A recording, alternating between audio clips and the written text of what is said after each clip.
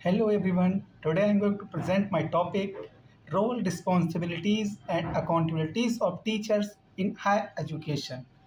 जो हमारा सब्जेक्ट है वो है टीचर एजुकेशन। ठीक है, तो मेरा नाम है अवनीश कुमार और अब हम अपना प्रेजेंटेशन वो करते हैं स्टार्ट। ठीक है, तो चलते हैं हम अगली स्लाइड पे हम teachers role, responsibilities and accountabilities. ठीक है, तो ये तीन चीज़ें यहाँ पे हम पढ़ेंगे। पूरे जो हमारे प्रेजेंटेशन होगा इन्हीं तीनों पर बेस्ड रहेगा। ठीक है, चलते हैं अपनी अगली स्लाइड पे। अगली स्लाइड है व्हाट इज रोल। ठीक है, तो रोल को सबसे पहले मैं जानना होगा तो इसकी डेफिनेशन हमने ले रखी है यहाँ पे। रोल इज द पोजीशन और function that an individual holds with a team, organization और सोसाइटी। ठीक है, तो जो टीम, ऑर्गेनाइजेशन और सोसाइटी होती है उसमें हमें क्या होता है, एक रोल होता है। रोल एक पोजीशन होती है। ठीक है, तो एग्जांपल के तौर पर लेते हैं a teacher's role is to educate, guide and assist. ठीक है, तो टीचर का रोल क्या होता है, एजुकेट करता है वो बच्चों को, गाइड करता है और असेस स्टूडेंट को आकलन करता है। ठीक है, तो इसकी कैरेक्टरिस्टिक्स क्या होती है, तो बेस्ड ऑन पोजीशन और जॉब। जो रोल होता है वो पोजीशन के हिसाब से होता है। ठीक है, अगला defines expectations from an individual. तो इंडिविजुअल जो होता है उससे कुछ एक्सपेक्टेशंस होती है। मैं इंक्लूड मल्टीपल फंक्शंस, उसके साथ कई सारे काम हो सकते हैं। Can change over time with new assignment. ठीक है, तो असाइनमेंट के साथ उसकी ड्यूटीज़ टाइम टू टाइम उसकी जो होती हैं बदलती रहती है। ठीक है, ये हो जाता है हमारा यहाँ पे रोल। अगला स्लाइड पे हमने ले रखा है रिस्पॉन्सिबिलिटीज़। ठीक है, क्या ले रखा है, ओके। तो अगर बात करते हैं व्हाट इज रिस्पॉन्सिबिलिटीज़, तो डिफिनेशन इसकी क्या होगी, responsibility refers to the specific duties और task assign to a person as part of their role. तो रोल का ही पार्ट होती है रिस्पॉन्सिबिलिटी। तो यहाँ पे देखते हैं एग्जाम्पल के तौर पे a teacher's responsibilities include preparing lesson plan and grading assignment. ठीक है, तो वह उसकी रिस्पॉन्सिबिलिटी एज ए टीचर, उसकी रिस्पॉन्सिबिलिटी जो होती है उसको लेसन प्लान भी प्रिपेयर करना होता है, उसको ग्रेडिंग असाइनमेंट भी करने होते हैं। ठीक है, तो की फीचर्स क्या होते हैं इसकी रिस्पॉन्सिबिलिटीज़ की, तो कैरेक्टरिस्टिक यहाँ पे टाई डायरेक्टली टू एक्शंस और टास्क, कैन बी डेलीगेटेड। ठीक है, और required commitment and competence measured by performance. Okay, तो रिस्पॉन्सिबिलिटी को यहाँ पे हम समझ लिए हैं। अगली स्लाइड पे चलते हैं। अगली स्लाइड नंबर हमारा हो जाएगा 5। तो व्हाट इज अकाउंटेबिलिटी। अकाउंटेबिलिटी क्या होती है, डेफिनेशन ले रखी है। Accountability means being answerable for the outcomes of your responsibilities and decision. जो आप डिसीजन लेते हैं, जो आप रिस्पॉन्सिबिलिटीज होती है, उसके आधार पे जो आपका आउटकम आता है, यानी जो रिजल्ट होता है, उसके लिए आप आंसरेबल होते हैं। एग्जाम्पल के तौर पर लेते हैं a teacher is accountable to the school administration for students academic performance. ठीक है, तो इसके लिए क्या होता है, अकाउंटेबल होता है टीचर। अब अगली स्लाइड पर हम चलते हैं। अगली स्लाइड हमारी है स्लाइड नंबर 6।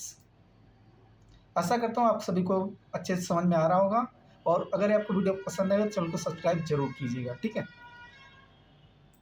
अब यहाँ पे हम समझेंगे उसको, relationship among the role, responsibilities and accountabilities. ठीक है, तो सबसे पहले रोल को समझते हैं। Role defines your position. तो यहाँ पे हो जाता है role defines your position. Responsibility क्या होती है, defines what you do in the that role.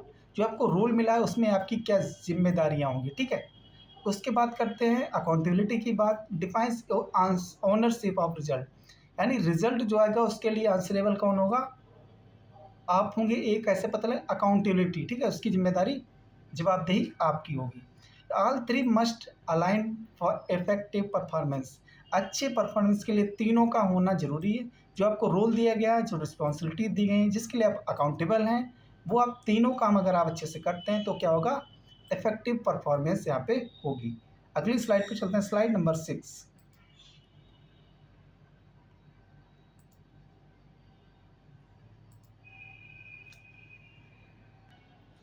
तो यहाँ पे रोल की बात करते हैं। यहाँ पे देख सकते हैं रोल, तो रोल क्या होगा उसका, जो टीचर्स होंगे। ठीक है, तो सब्जेक्ट एक्सपर्ट होगा, deep knowledge of the discipline. ठीक है, तो उसको अपने सब्जेक्ट की अच्छी नॉलेज होनी चाहिए। मेंटर होता है, उसका रोल एक मेंटर के तौर पे भी होता है। Guiding student academically and personally. ठीक है, तो दोनों तरीके से वो क्या करता है, स्टूडेंट्स को गाइड करता है, यानी मेंटरिंग करता है। तीसरा होता है रिसर्चर, होता है वो contributing to the body of knowledge, ठीक है। तो रिसर्चर होता है, उसका रोल एज ए रिसर्चर होता है। करिकुलम डेवलप, तो टीचर क्या करता है, उसका एक रोल ये भी होता है कि वो करिकुलम को डेवलप करता है। जैसे हमारी जो मैम है तृप्ता मैम जी, वो भी क्या करती हैं, करिकुलम डेवलपमेंट में अपना योगदान देती हैं, ठीक है, जैसा हमें पता है। अगली स्लाइड पे चलते हैं। अगली स्लाइड पे हमारा क्वेश्चन, स्लाइड नंबर 8। तो यहाँ पे हमने लिखा रिस्पॉन्सिबिलिटीज, ठीक है, यहाँ पे हम देख लेते हैं एक बार।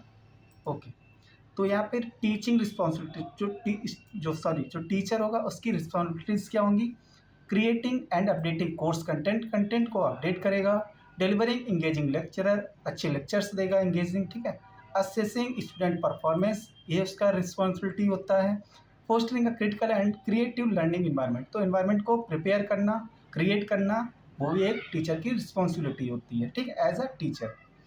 अगली स्लाइड लेते हैं, स्लाइड नंबर 9। इसमें है कंडक्टिंग क्वालिटी रिसर्च। तो रिसर्च रिस्पॉन्सिबिलिटी क्या होंगी एज अ टीचर की इन हायर एजुकेशन, तो कंडक्टिंग क्वालिटी रिसर्च, ठीक है, पब्लिशिंग अ reputable journals, supervising student research project, ठीक है। आप सभी को पता है कि एम एड जो हम कर रहे हैं तो डिजर्टेशन हो रहा है, उसके अंदर सभी को एक एक सुपरवाइजर अलॉट किया गया, ठीक है। तो एज अ टीचर उनकी रिसर्च रिस्पॉन्सिबिलिटीज होती है, तो इनोवेटिंग इन द फील्ड। बाकी चलते हैं अपनी अगली स्लाइड में, कुछ स्लाइड नंबर हमारी हो जाएगी 10, ठीक है।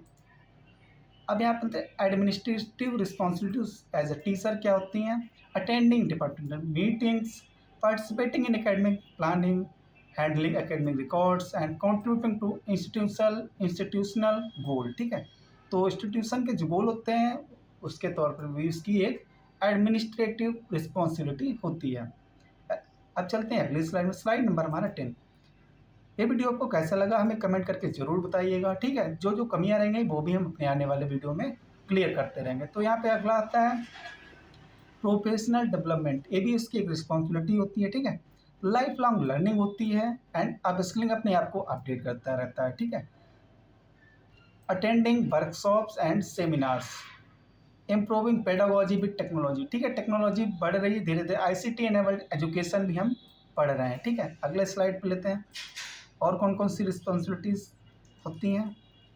Okay, student support and mentorship, academic advising and career counselling करते हैं, promoting ethical values and integrity, supporting students mental and emotional wellbeing. सबसे इंपॉर्टेंट हो जाता है सपोर्ट, एज अ टीचर बच्चों को सपोर्ट करना, ठीक है, जो उनके मेंटल और इमोशनल वेलबींग के लिए बेहतर होता है। अगली स्लाइड है हमारी, स्लाइड नंबर 13।